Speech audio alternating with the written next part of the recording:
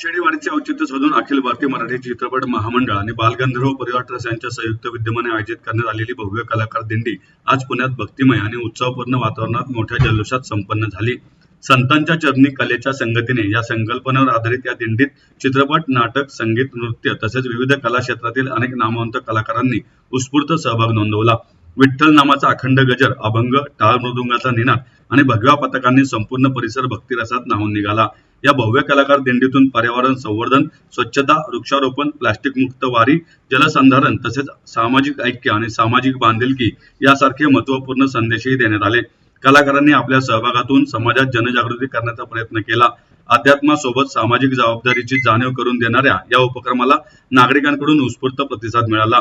यावेळी अखिल भारतीय मराठी चित्रपट महामंडळाचे अध्यक्ष मेघराज राजे भोसले, बालरंगभूमीच्या अध्यक्षा नीलम शिर्के सामंत, चित्रपट महामंडळाचे कायदेशीर सल्लागार ॲडव्होकेट मंदार जोशी, ज्येष्ठ अभिनेत्री रजनी भट, जयमाला इनामदार, ज्येष्ठ अभिनेते सुनील गोडबोले, भूमाता ब्रिगेडच्या तृप्ती देसाई, गायक डॉक्टर उत्कर्ष शिंदे, राज काझी, वासू पाटील, अजित शिरोळे, अनिल नगरकर, राधा कुलकर्णी, आर्या घाटे यासह अखिल भारतीय चित्रपट महामंडळाचे पदाधिकारी व सदस्य तसेच बालगंधर्व परिवार ट्रस्ट पदाधिकारी व सदस्य अनेक कलाकार मोठ्या संख्येने सहभागी झाले.